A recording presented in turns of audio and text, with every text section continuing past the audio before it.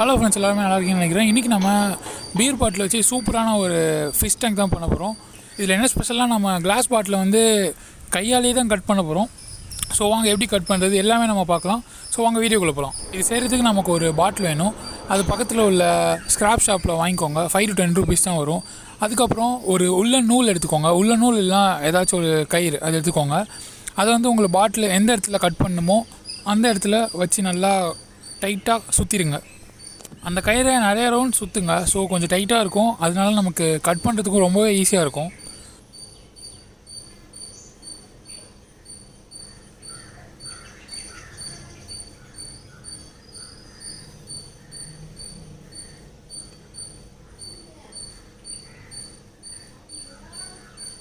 இப்போ நம்மக்கிட்ட இருக்கிற கயிறு வச்சு நம்ம பாட்டிலில் நல்லா டைட்டாகவே கட்டி முடிச்சாச்சு.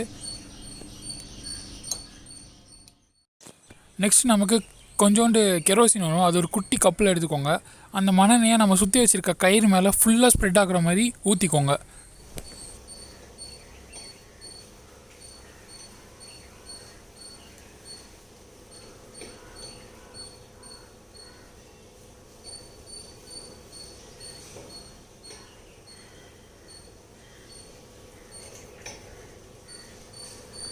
கெரோசின் நல்லா ஸ்ப்ரெட் ஆனதுக்கப்புறம் ஒரு வேஸ்ட் கிளாத் எடுத்து பாட்டிலில் மற்ற இடத்துலாம் வந்து நல்லா கிளியராக தொடச்சி எடுத்துக்கோங்க.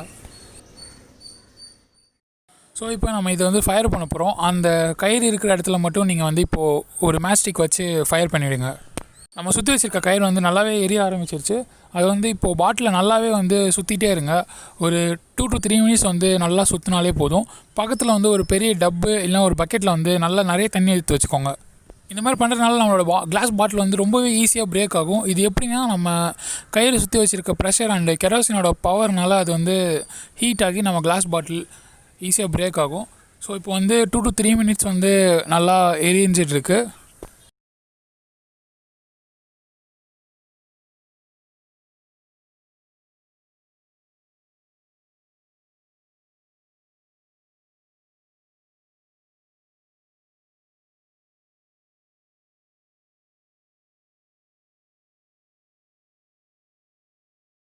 இப்போது எரிஞ்சிட்டு இருக்க கிளாஸ் பாட்டில் அப்படியே பக்கெட்டில் உள்ள தண்ணியில் அதை வந்து போட்டுருங்க. கிளாஸ் பாட்டில் பக்கெட்டில் உள்ள தண்ணியில் வச்சோடனே உங்களுக்கு நல்லாவே தெரியும், ஒரு சவுண்ட் மாதிரி வரும். அந்த சவுண்ட் வந்துருச்சுன்னா நமக்கு வந்து கிளாஸ் பாட்டில் கிளியராக பிரேக் ஆகிடுச்சுன்னு அர்த்தம். இப்போ பிரேக் ஆனதுக்கப்புறமா நீங்கள் வந்து அந்த கிளாஸ் பாட்டில் எடுத்து பார்க்கலாம். உங்களுக்கே தெரியும் எவ்வளோ அழகாக கட் ஆகிருக்குன்னு.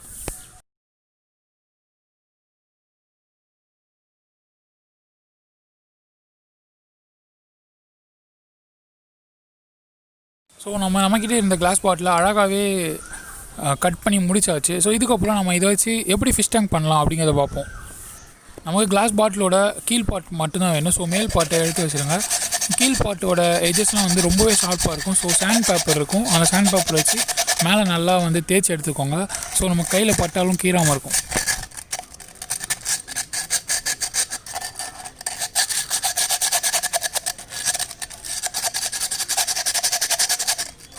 ஸோ நம்மக்கிட்ட இருக்கிற பாட்டம் பாட்டில் தான் நம்ம வந்து இப்போது ஃபிஷ் டேங்க் செய்ய போகிறோம். இதில் கொஞ்சோண்டு கூழாங்கல் போட்டுக்கோங்க. ஸோ மீன் நீட்டாக பார்க்க அழகாக இருக்கும்.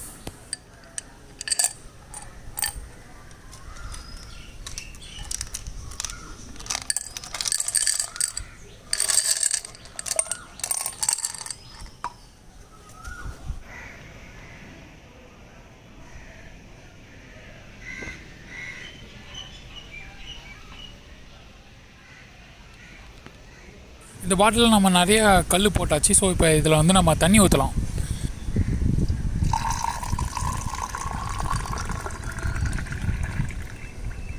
ஸோ இப்போ நம்ம ஃபிஷ் டேங்க் வந்து சூப்பராகவே ரெடி ஆகிடுச்சு. இப்போ இந்த மீனை மட்டும் அதில் விட்டுட்டு நம்ம எவ்வளோ அழகாக இருக்குது அப்படிங்கிறத பார்ப்போம்.